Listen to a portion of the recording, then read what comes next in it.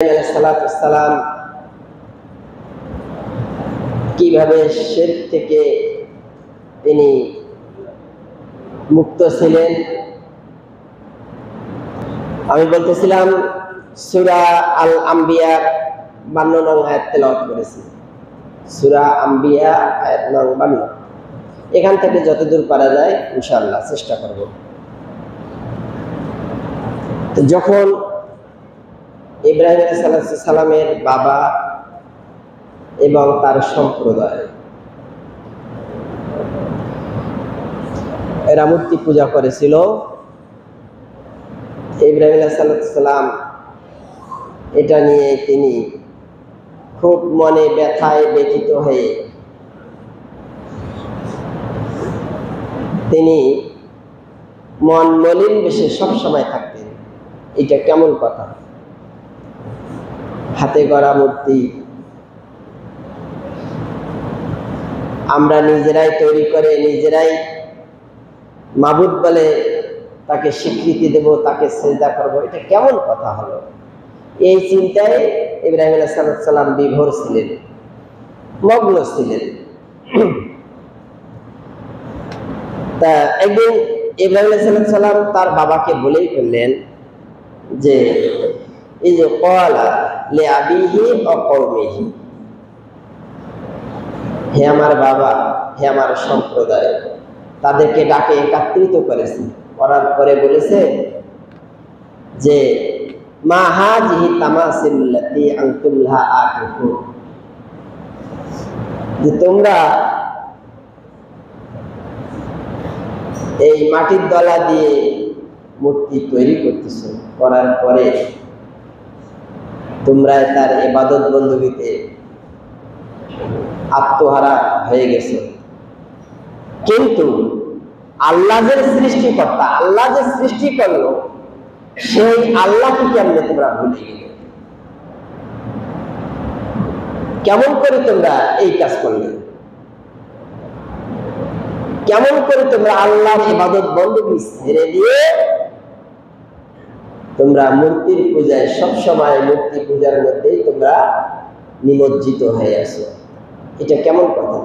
এটা ঠিক করেন নাই। قالوا وجدنا آباءنا لها عابدين।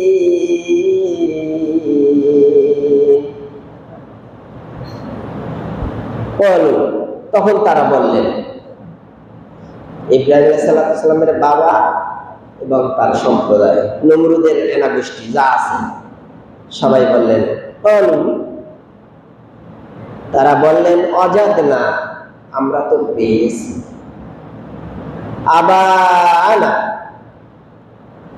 লাহা আবিদিন, আমাদের পূর্বপুরুষগণকে দেখেছি, বাপ দাদা 14 গোষ্ঠী আমরা দেখেছি এর পূজা করত, এর ইত্তেবা করত, এর অনুসরণ করত, এর দাসত্ব করত, একে চিন্তা করত,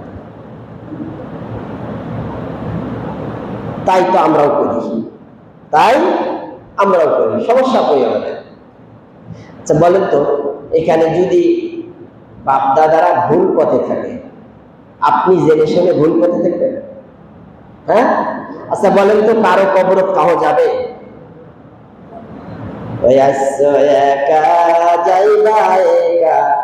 সঙ্গে কেহ যাবে না, যাবে?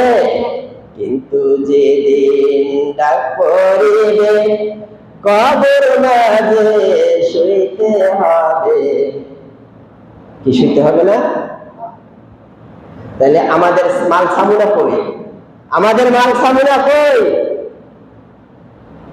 তাহলে আমাদের মাল সামুনা, আমাদের দাসত্ব, এটাই হচ্ছে মাল সামুনা। কেউ কোনোদিন টাকা পয়সা নিয়ে যেতে পারবে? কিতাবের মধ্যে এসেছে লোকমান হিকিম 7টা রাজ্যের বাদশা ছিল, ছিল না? তিনি তেনার ছেলেকে ওসিয়ত করে গিয়েছেন, বাবা যখন আমি মারা যাব, মারা যাওয়ার পরে আমাকে যখন তোমরা কাপড়ের কাপড় পরাই দিয়া খাটের উপরে তোমরা আমাকে শোয়াই দিবে, আমাকে যখন কবরস্থানে নিয়ে যাবে তখন আমার হাত দুটা কাপড়ের বাহিরে রেখে দিবে, কাপড়ের বাহিরে রেখে দিবে। এই হাত দুটা বাহিরে রেখে দিয়ে তোমরা আমাকে কবরস্থানে নিয়ে যাবে। সন্তানাদি জিজ্ঞাসা করলেন, বাবা এর কারণটা কি? লোকমান হাকিম বললেন, হে আমার সন্তানেরা, হে আমার বৎস, তোমরা কি জানো না কেন আমি এই কথা বলেছি? সন্তানেরা বলল, বাবা আপনি সুন্দর করে একটা বিবৃতি দিয়ে দেন। তখন তিনি বললেন, হে আমার সন্তানেরা শোনো, আমি 7টা রাজ্যের বাচ্চা, আমি যখন মারা যাচ্ছি, কবরে যখন চলে যাচ্ছি, আমি খালি হাতে কবরের মধ্যে যাচ্ছি, কিছুই সঙ্গে নিয়ে যেতে পারতেছি না।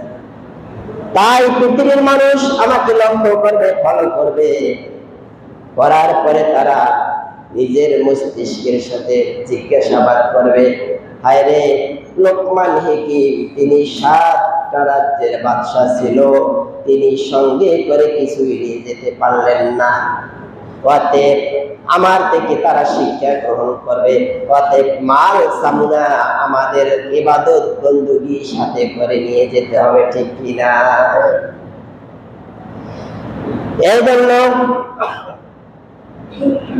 আমাদের বাপ-দাদারা যদি ভুল করে ফেলে, আমাদের ভুল করা যাবে না।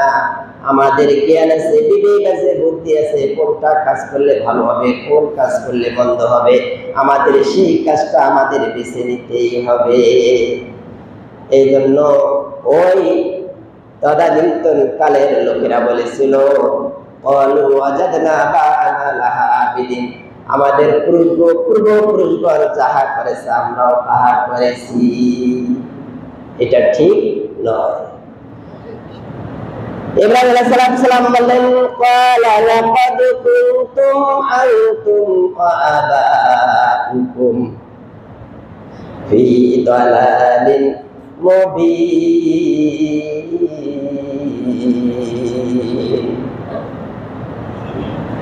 ইব্রাহিম আলাইহিস সালাম বললেন, কোরআনের ভাষায় বললেন, ক্বালা লাকাদ আনতুম আবাউকুম, তোমরা এবং তোমাদের পূর্বপুরুষগণ আমি দেখতে পাচ্ছি, ফি দালালিন মুবিন, স্পষ্ট ভ্রান্তিতে আছে, অর্থাৎ গোমরাহি পথে আছেন। এই কথা ইব্রাহিম আলাইহিস সালাম তার বাবাকে এবং তার সম্প্রদায়কে বললেন, বাবা তুমি এই কাজগুলো ছেড়ে দিয়ে তুমি এক আল্লাহর দাসত্বের মধ্যে চলে আসো।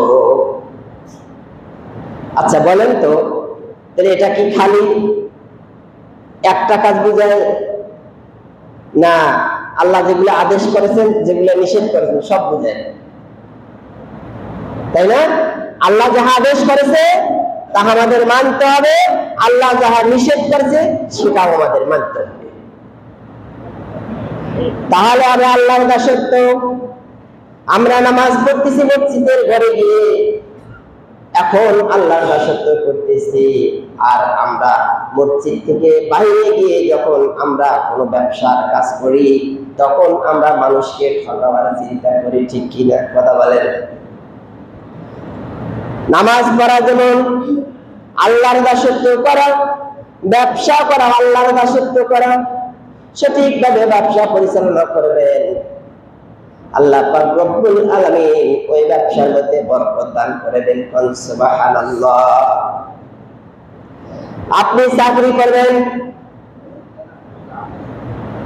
চাকরির ডিউটিটা সঠিকভাবে পালন করতে হবে, তাহলে এটা আল্লাহর দাসত্ব করা হবে। আপনি মানুষের বাড়িতে দিনমজুরি কামলা দিতেছেন, আপনি কাজ করবেন, মালিক নেই বাসায়, বলতেছে তুমি কাজ করো, মালিক নেই, দেখার কেউ নেই, আমি যদি বসে থাকি, মালিককে ফাঁকি দেয়, আল্লাহকে ফাঁকি দিতে পারলাম নাকি? কথা বলেন, আল্লাহকে ফাঁকি দিতে পারলাম নাকি? আল্লাহ আমার ওই রুজির মধ্যে বরকত দিবেন আমরা যদি সঠিকভাবে কাজ করি। মানুষের বাড়িতে যদি সঠিকভাবে কাজ করি, ওটা হবে হালাল উপায় উপার্জন। আল্লাহ ওই হালাল উপায় উপার্জনের মধ্যে বরকত দান করবেন। সুবহানাল্লাহ। আর যদি আমরা বসে থাকি, মালিক আসার পরে আমরা যদি আবার কাজ করা শুরু করি, তাহলে আমরা মালিককে ঠকাইয়ে দিলাম, অর্থাৎ আমার নফসটাকে অর্থাৎ কপালটাকে আমি ঠকিয়ে দিলাম। কথা বলেন ঠিক কিনা? আল্লাহ রাসূল সাল্লাল্লাহু আলাইহি সাল্লাম বলছেন, একটি মানুষ যদি দিনমজুর হয় 12টি বছর অর্থাৎ 1 যুগ যদি মানুষের বাড়িতে খেটে খায়, আবার 1 যুগ পরে ওই মানুষটার বাড়িতে মানুষ খেটে খাবে, সুবহানাল্লাহ, তখন আর তাকে কামলা দিতে হবে না। তা দাসত্ব খালি এই নামাজ পড়লেই দাসত্ব তা না। আপনি দাসত্ব আল্লাহর করবেন যে আল্লাহ রাস্তা দেখে দিয়েছে, দুটা রাস্তা দেখাই দিয়েছে, একটা আছে গোমরাহি রাস্তা অর্থাৎ শয়তানের রাস্তা, আর একটা হচ্ছে আল্লাহর রাস্তা অর্থাৎ সিরাতুল মুস্তাকিম। এই কোরআনুল কারীমের রাস্তায় হচ্ছে সিরাতুল মুস্তাকিম। কথা বলেন ঠিক কিনা? এই কোরআনের পথে আমাদের চলতে হবে। এই জন্য আমাদের বাপদাদারা কি করে গেছে এটা আমাদের দেখার টাইম নাই। ফামা জান্নুকুম বিরাব্বিল আলামিন, ইব্রাহিম আলাইহিস সালাম বললেন, হে আমার বাবা, হে আমার বাবার সম্প্রদায়রা, তোমরা কি যিনি সৃষ্টি করেছেন সেই আল্লাহর প্রতি কি একবার তোমরা চিন্তা করে দেখেছো? তোমরা যে ওই মূর্তি পূজা নিয়েই ব্যস্ত আছো, আল্লাহ যিনি তোমাদেরকে সৃষ্টি করলেন, ফামা জান্নুকুম, তোমরা কি চিন্তা করেছো বিরব্বিল আলামিন, বিশ্ব জগতের প্রতিপালক মহান আল্লাহকে নিয়ে কোন চিন্তা করেছো কোনদিন? কেন চিন্তা করো না? তিনাকে বলা হলো, তার বাবা আজর এবং তার সম্প্রদায়ের লোকেরা বলতেছে, এগুলা রাখ, তোর এগুলা আল্লাহর কথা রাখ, চলো এখন আমরা মেলার মধ্যে চলে যাব। তখন ইব্রাহিম আলাইহিস সালাম ছোট মানুষ ছিলেন, তখন ছোট মানুষ ছিলেন, 12-13 বয়সের মতো বয়স ছিল, তখন তার 12-13 বছর বয়সের সমান। তখন তিনি চিন্তা করলেন, আসমানের দিকে লক্ষ্য করে তিনি চিন্তা করলেন, ফানাজারা নাজারাতান ফিন নুজুম, আকাশের নক্ষত্রগুলির প্রতি তিনি দৃষ্টি নিক্ষেপ করলেন, করে বললেন, ফাকালা ইন্নী সাকিম, হে আমার বাবা, হে আমার সম্প্রদায়, আমি মেলাতে যেতে পারবো না, আমি অসুস্থ, আমি মেলাতে যেতে পারবো না। তিনি কিন্তু অসুস্থ ছিলেন না, শারীরিক কোন অসুস্থ ছিলেন না, তিনি ছিলেন মানসিক অসুস্থ। তিনি ছিলেন কি? মানসিক অসুস্থ। কেন মানসিক অসুস্থ? তিনি এক সময় সব সময় একটাই চিন্তা করতেন, আল্লাহ সৃষ্টি করেছেন, আল্লাহর দাসত্ব না করে আমরা নিজেই মূর্তি তৈরি করে আবার মূর্তির কেমন করে আমরা দাসত্ব করি, এই চিন্তায় তিনি ব্যস্ত ছিলেন, এটাই তিনি অসুস্থ ছিলেন, এই চিন্তায় তিনি মগ্ন সব সময় ছিলেন। এটা কেমন কথা? তখন ইব্রাহিম আলাইহিস সালামকে ফেলে তারা মেলার মধ্যে চলে গেল। তখন ইব্রাহিম আলাইহিস সালাম ছোট মানুষ ছিলেন, তখন তিনি বললেন, আতাল্লাহি লাআকিদান্না আসনামাকুম বা'দা আন তুওয়াল্লু মুদবিরিন, আল্লাহর কসম করে তিনি সংকল্প করলেন, মনের মধ্যে টেন্ডেন্সি এনে ফেললেন, তিনি বললেন, আতাল্লাহি, আল্লাহর কসম করে আমি বলতেছি, লাআকিদান্না আসনামাকুম বা'দা আন তুওয়াল্লু মুদবিরিন, যখন ওই আমার বাবা এবং আমার বাবার সম্প্রদায়েরা মেলার মধ্যে চলে যাবে, আমি এই মূর্তিগুলা সম্পর্কে একটু চিন্তা ভাবনা করব, কি করা যায়, আমি এই মূর্তিগুলা সম্পর্কে একটু চিন্তা ভাবনা করব। ইনি মনে করেছিল যদি আমি মূর্তিগুলা ভেঙে ফেলি তাহলে আর তো ওরা দাসত্ব করবে না, কিন্তু বলেন তো ওরা কি ছাড়বে? ছাড়বে না। তখন ইব্রাহিম আলাইহিস সালামকে রেখে যখন তারা চলে গেল, তখন এই সংকল্প করলেন, ফারাগা ইলা আলিহাতিহিম ফাকাল আলা তাকুলুন। ইব্রাহিম আলাইহিস সালাম ওই মূর্তিগুলার কাছে চলে গেলেন, গিয়ে বললেন, ফারাগা ইলা আলিহাতিহিম, রাগান্বিত অবস্থায় তিনি গেলেন ওই মূর্তিগুলার কাছে, গিয়ে বললেন, ফাকাল আলা তাকুলুন।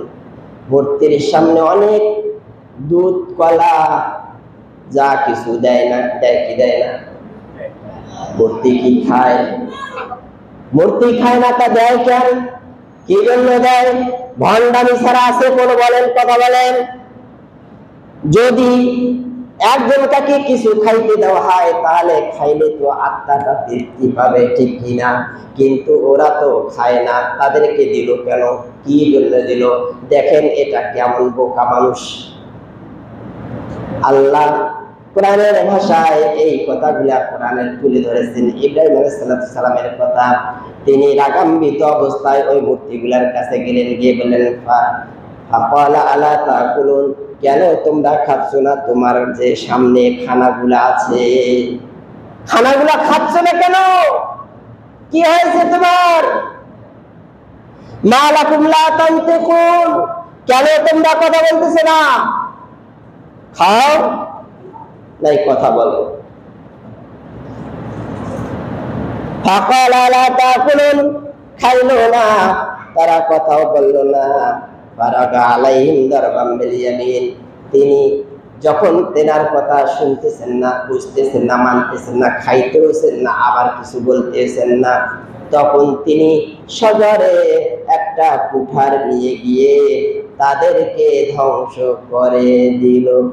সুবহানাল্লাহ। কোরআনের ভাষায় আল্লাহ পাক রব্বুল আলামিন বলেন, ফাজালাহুম জুজাজান ইল্লা কাবীরান লাআল্লাহুম ইলাইহি ইয়ারজিউন। আল্লাহ পাক রব্বুল আলামিন এই কথাগুলো কোরআনের মধ্যে রেকর্ড করে রেখে দিয়েছেন, সেগুলা আমরা আজকে পেয়েছি, ঠিক কিনা? ফাজালাহুম, করে ফেলল, জুজাজান মানে চূর্ণ বিচূর্ণ করে ফেলল, ইল্লা কাবীরুহুম, বড় মূর্তিটাকে বেঁধে রেখে, বড় মূর্তিটাকে বেঁধে রেখে, লাআল্লাহুম ইলাইহি ইয়ারজিউন। তাফসীরের মধ্যে এসেছে, তাফসীরে জালালাইন, তাফসীরে কাশফ, তাফসীরে বাইজাবি, তাফসীরে ইতকান, তাফসীরে মারিফুল কোরআন সহ আপনারা দেখতে পাবেন। তাফসীরের মধ্যে এসেছে, আমি বেশ কয়েকটা তাফসীর পড়েছি, একই কথা আছে সব তাফসীরের মধ্যে। তিনি কেন বড় মূর্তিটাকে রেখে সমস্ত মূর্তিগুলোকে ভেঙে চুরমার করে দিল? একই কথা এসেছে, ইল্লা কাবীরান লাআল্লাহুম ইলাইহি ইয়ারজিউন, বড় মূর্তিটাকে রেখে দিয়ে সমস্ত মূর্তিগুলোকে চুরমার করে দিয়ে ওই বড় মূর্তিটার গলার মধ্যে কুঠারটি লটকাইয়া তিনি চলে গিয়েছেন। কেন গিয়েছেন?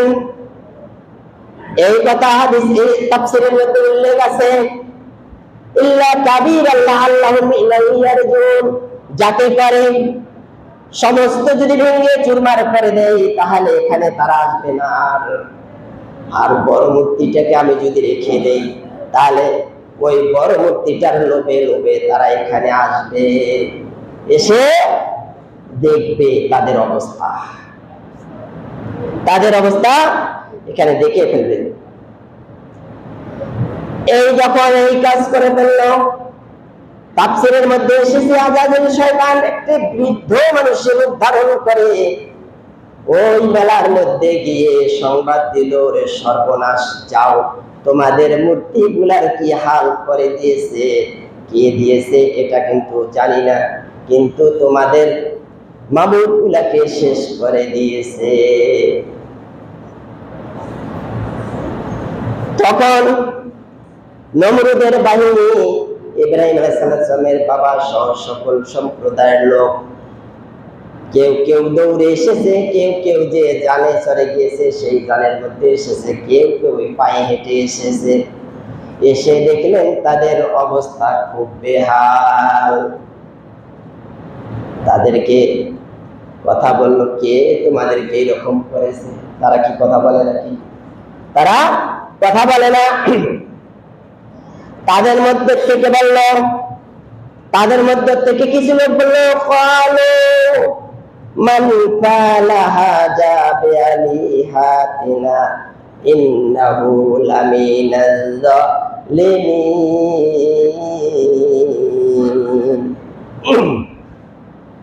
তাদের মধ্যে থেকে কিছু লোক বলল যে মান ফাআলা বিহাযা বিআলিহাতিনা, ফাআলা কে করলো, কে এই কাজ করলো, সে অবশ্যই জালিম, জুলুম, বেইনসাফ হবেন। আচ্ছা বলেন তো, যিনি এই কাজ করেছেন, বেইনসাফ করেছেন, জুলুম করেছেন, তাদের প্রতি জুলুম হয়েছে। তারা মনে করেছে এরা জুলুম করেছে, কিন্তু না, আল্লাহর কিতাব এই কুরআনুল কারীম সাক্ষী দেয় না, সেটাকে কখনো জুলুম বলে না। তিনি জুলুম করেন নাই, তিনি সঠিক কাজই করেছেন। ক্বালু ফাতু বিহি আলা আয়ুনিন নাসি লাআল্লাহুম ইয়াশহাদুন। তাদের মধ্যে থেকে আবার কিছু লোক বলল, যারা এই কাজ করেছে তাদেরকে ধরে নিয়ে আসো, জনসম্মুখে ধরে নিয়ে আসো। ধরে নিয়ে আসার পরে তাদেরকে প্রকাশ্যে শাস্তির ব্যবস্থা করো, তার জন্য শাস্তির ব্যবস্থা করো। ক্বালু আনতা ফাআলতা হাযা বিআলিহাতিনা ইয়া ইব্রাহিম।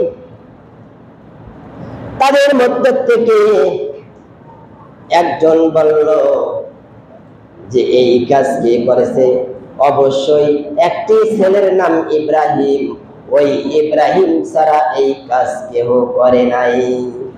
ও মেলাতে যায় নাই আর মূর্তিগুলার বিরোধিতা করে,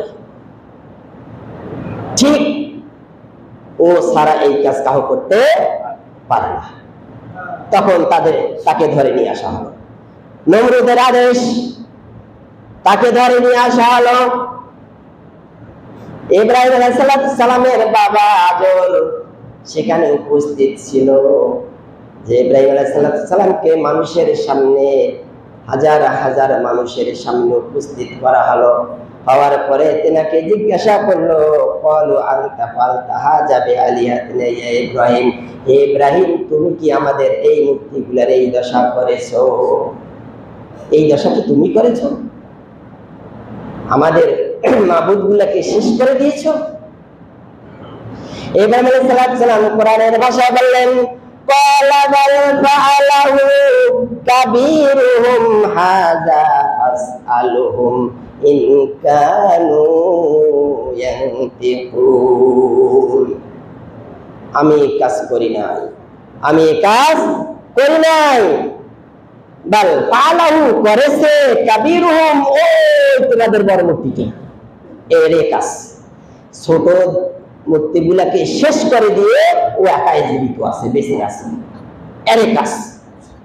হ্যাঁ, তোমরা যদি বিশ্বাস না করো, ফাসআলহুম ইন কানু ইয়ানতিকুন, তাহলে তাকে জিজ্ঞাসা করো, তাকে জিজ্ঞাসা করা হোক। আমি এই কাজ করি নাই, ওরে কামে ওই সবাকে মারি সাক্ষার করে দিয়ে একাই বাঁচিয়ে আছে। যখন ইব্রাহিম আলাইহিস সালাম এই কথা বললেন, তাদের মধ্যে থেকে কিছু লোক বলল, ফারাজাউ ইলা আনফুসাহুম ফাকালু ইন্নাকুম আনতুম জালিমুন। ফারাজাউ ইলা আনফুসাহুম, তারা তাদের মধ্যে থেকে কিছু লোক বলল, আরে সর্বনাশ, তারা নিজে চিন্তা করা শুরু করে দিল, নিজের নফসকে নিয়ে চিন্তা করা শুরু করে দিল। আরে আমরাই তো, ফাকালু, তারা বলল, ইন্নাকুম আনতুমুজ জালিমুন, এই তোমরাই তো জালিম, যে এটা ভেঙেছে এরা তো জালিম নয়, জালিম তো আমরাই পথভ্রষ্ট, আমরা হাতে গড়া মূর্তি তৈরি করে তাকে মাবুদ হিসাবে স্বীকৃতি দিচ্ছি, তাকে সিজদা করছি, এটা কেমন কথা? এটা আমরা ভুল করেছি, আমরা ঠিক করি না। আচ্ছা, এরা এই কথা তার মনের মধ্যে নিয়ে আসলো, আসার পরে কি তারা ইসলাম গ্রহণ করেছে? করে নাই। কেন করে নাই? ওই বাপদাদার ধর্ম ত্যাগ করলে এটা আমার অবমাননা হয়ে যাবে, সেই জন্য এরা ইসলাম কবুল করে নাই। অতএব আল্লাহ তাদেরকে কবুল করে নাই, ঠিক কিনা? তখন তারা এরকম মনের মধ্যে যখন কল্পনা জল্পনা শুরু করে দিল, আবার কোরআনের ভাষায় তাদের অন্তরের খবর আল্লাহ পাক কোরআনের মধ্যে রেকর্ড করলেন, সুম্মা নুকিসু আলা রুসিহিম লাকাদ আলিমতা মা হাউলাই ইয়ানতিকুন। সুম্মা নুকিসু আলা রুসিহিম, অর্থাৎ সুম্মা অতঃপর নুকিসু মানে সিজদায় অবনত হলেন, অর্থাৎ মাথা নিচু করে ফেললেন। আলা আনফুসিকুম, যে তারা নিজেই নিজের মাতাকে ন্যস্ত করলেন, মাতাকে নুয়ে দিলেন, আর বললেন লাকাদ, অবশ্যই আলিমতা মা হাউলাই ইয়ানতিকুন। এই ইব্রাহিম আলাইহিস সালামকে আবার ধমক দিতেছেন, মনের মধ্যে আবার আছে যা, কিন্তু ইব্রাহিম আলাইহিস সালামকে ধমক দিতেছেন, এই মূর্তিগুলা কি কথা বলে নাকি? এই তাদেরকে জিজ্ঞাসা করবো কেন? তারা তো কথা বলতে পারে না, তারা কথা বলতে পারে না, তাদেরকে কেন জিজ্ঞাসা করবো? ইব্রাহিম আলাইহিস সালাম বললেন, ওয়ালা ফাতা'বুদুনা মিন দুনিল্লাহি মা লা ইয়ানফাউকুম শাইয়্যান ওয়া লা ইয়াদুররুকুম। ইব্রাহিম আলাইহিস সালাম কোরআনের ভাষায় বললেন, আফাতা'বুদুনা, কেন তাহলে আপনারা তার দাসত্ব করেন? কেন তাহলে দাসত্ব করেন? মিন দুনিল্লাহি, আল্লাহকে বাদ দিয়ে, আল্লাহকে বাদ দিয়ে কেন তোমরা তার দাসত্ব করো? মা লা ইয়ানফাউকুম শাইয়্যান ওয়া লা ইয়াদুররুকুম, যারা তোমার কিছু উপকারও করতে পারে না আর কিছু ক্ষতিও করতে পারে না, তাদের কিসের ইবাদত করো তোমরা? তাদের দাসত্ব আবার কিসের? তোমাদের শুনেন, সাবধান করে দেই, আমাদের যারা এখানে আছি, আমরা ইমানদার না বেঈমান? কথা বলেন। ইমানদার। আমরা এখানে যারা আছি নিজে নিজেই একটু সংকল্প করি, কারা কারা দেবীর সামনে গিয়েছিলাম, একটু নিজে নিজে চিন্তা করি, কি কারা কারা পূজা মণ্ডপে গিয়েছিলাম, একটু চিন্তা করি। সাবধান, আল্লাহর এই কোরআনকে আমরা মানি নামাজে, আর কেন আমরা পূজা মণ্ডপে কোরআনকে মানব না? কথা বলেন। আল্লাহ বলছেন যে আফাতা'বুদুনা মিন দুনিল্লাহি, কেন তোমরা দাসত্ব করো আল্লাহকে বাদ দিয়ে অন্যের, যারা তোমাদের কিছু ক্ষতি করতে পারে না, কিছু উপকারও করতে পারে না। পারে না কি? মুক্তি পারে? পারে না। তখন তোমাদের মধ্যে বলল তারা, ক্বালু হাররিকু ওয়ানসুরু আলিহাতাকুম ইন কুনতুম ফাইলিন, হে ইব্রাহিমের সাথে পাওয়া যাবে না, সে যুক্তি দেখাচ্ছে আমাদের সাথে, তার যুক্তিতে আমরা পারবো না। যদি তোমরা কিছু করতে চাও, যদি তোমরা কিছু তারে করতে চাও, পুড়িয়ে দাও, তাকে পুড়িয়ে ছারখার করে দাও, আর আমার মাবুদ গুলাকে রক্ষা করো। নাউযুবিল্লাহ।